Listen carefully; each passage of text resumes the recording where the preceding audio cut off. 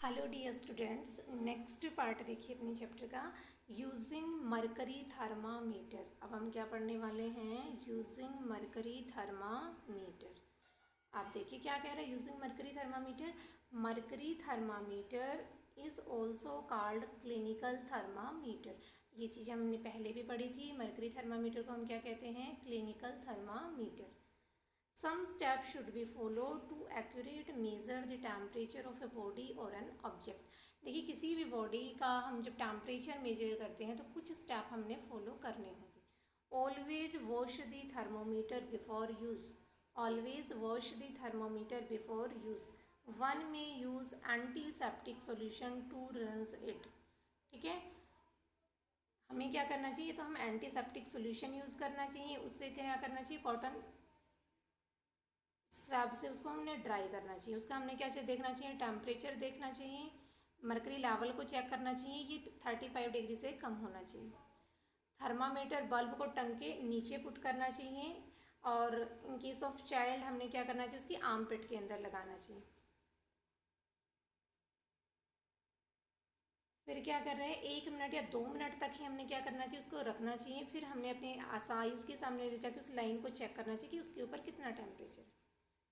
कुछ temperature Fahrenheit में reading देते हैं, कुछ थर्मामीटर फ़ारेनहाइट में रीडिंग देते हैं और कुछ थर्मामीटर किस में देते हैं? डिग्री सेल्सियस में। तो डिग्री सेल्सियस में नॉर्मल टेम्परेचर कितना होता है? 37 डिग्री सेल्सियस होता है। और फ़ारेनहाइट के केस में कितना होता है? 98.4 degree Celsius. Is it clear? अब आगे देखिए precautions while using mercury thermometer. तो जब हम मरकरी थर्मामीटर यूज़ करते हैं तो बेटा what are the precaution we use, कौन कौन सी प्रिकॉशंस हमें यूज़ करनी चाहिए? To use a mercury thermometer in a safe and accurate way one should follow some precaution. Always wash it with water और an antiseptic solution before and after use. देखिए जब use करने से पहले भी या तो आप इसे पानी से वॉश कीजिए या एंटीसेप्टिक सोल्यूशन से, और आफ्टर यूज़ और बिफोर यूज़ दोनों। Keep the thermometer horizontally aligned. हमें क्या करना चाहिए? वर्टिकली नहीं लेना चाहिए, उसे हॉरिजॉन्टली लेना चाहिए। ठीक है, so that the level of mercury is along the line of site. Never hold the thermometer on it's bulb. Thermometer को उसके बल्ब की साइड से नहीं पकड़ना चाहिए, especially while reading the temperature. जब हम टेम्परेचर रीड कर रहे हैं उस टाइम तो बिल्कुल भी नहीं पकड़ना चाहिए, क्योंकि जब हमने पकड़ रखा है तो कुछ ना कुछ टेम्परेचर हमारे जो फिंगर्स हैं उसका भी उसके अंदर ऐड होता रहता है।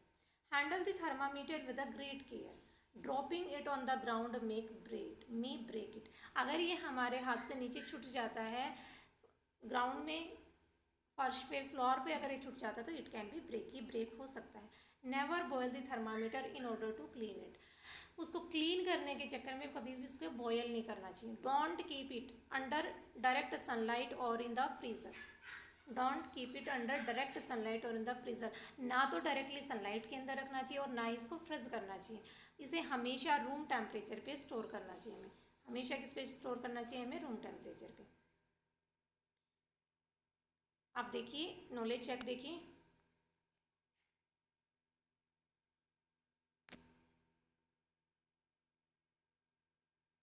अब आप देखिए knowledge check is the SI unit of temperature. देखिए टेम्परेचर की एसआई यूनिट क्या है? Kelvin. KELVIN।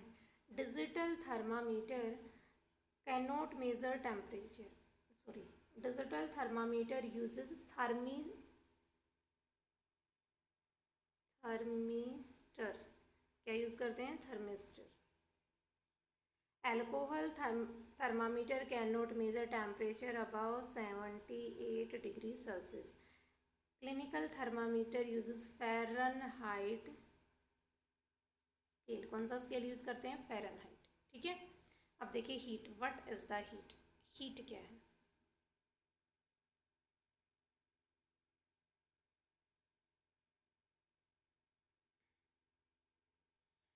To keep us warm during winter, we usually rub our hands or stand near a bonfire. Standing at a distance from a bonfire gives us warmth. क्या कह रहा है? मैंने उसके साथ खड़े हो जाते हैं bonfire, कोई भी आग जहाँ जल रही है वहाँ अगर हमसे दूर भी खड़े होते हैं ना तो हमें क्या होती है? वार्मनेस फील होती है, हीट हमें फील होती है। This warmth is provided by heat energy.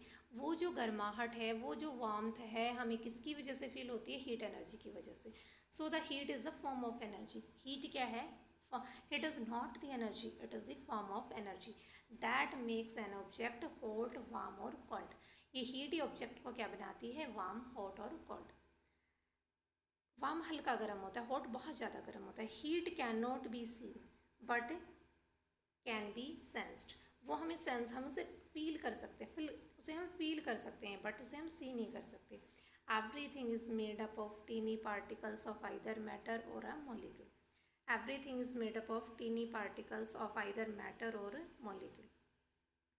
ठीक है, जो कोई भी जो मटेरियल है, कोई भी जो चीज़ है वो किससे बनी होती है? मैटर से या फिर मॉलिक्यूल से।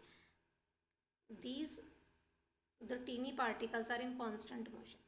वो जो टीनी पार्टिकल्स हैं वो हमेशा कांस्टेंट मोशन में के अंदर रहते हैं। That create a form of energy called the heat energy. More the motion of these tiny particle in an object, more is the heat energy in it and matter hotter the object becomes. तो देखिए क्या कह रहा है ये कि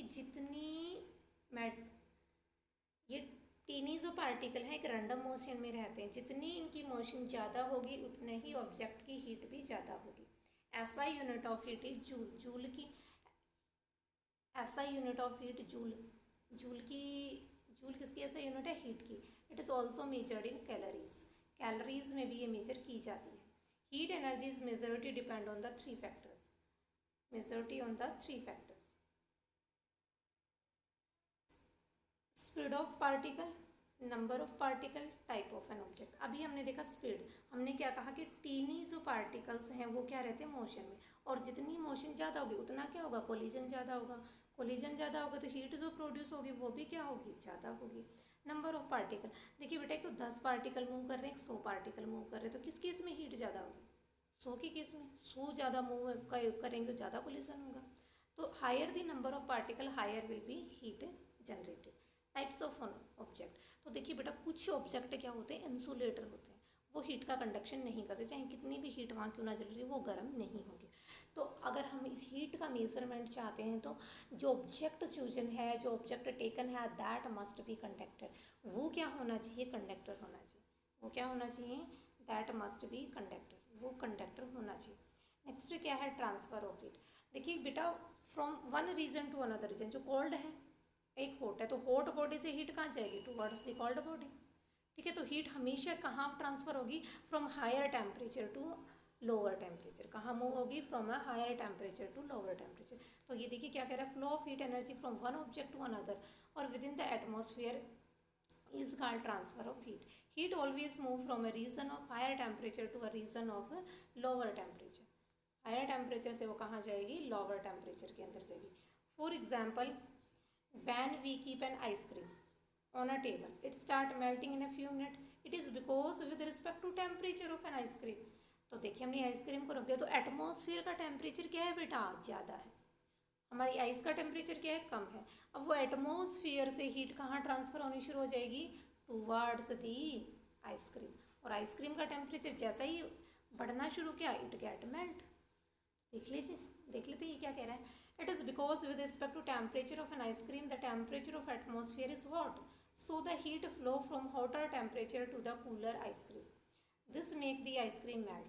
Another everyday example of transmission of heat is the cooling of hot tea when left at room temperature. Cooling of hot tea. देखो हम चाय बना के रख देते हैं, कुछ टाइम के बाद अगर उसे पीना भूल जाते हैं, इधर उधर चले जाते हैं किसी काम से, तो थोड़ी देर में जब हम आके देखते हैं तो उसमें क्या होती है? इट गेट कॉल्ड, क्योंकि एटमॉस्फेयर का टेम्परेचर कम है और हमारे जो टी कप का टेम्परेचर है वो ज़्यादा है। तो अब हमारी हीट कहाँ से फ्लो करेगी? It flow from the hot tea cup to the atmosphere. This happen because of flow of heat from hotter tea to the comparatively cooler temperature atmosphere. This flow of heat cools the hot tea. ये heat का flow क्या करता है? Hot T को cool कर देता है. Heat is carried from one object to another. Heat एक ऑब्जेक्ट से कहाँ जाती है? दूसरे ऑब्जेक्ट में in three way: conduction, convection and radiation. Conduction, convection and radiation. ठीक है बेटा, बाकी का कल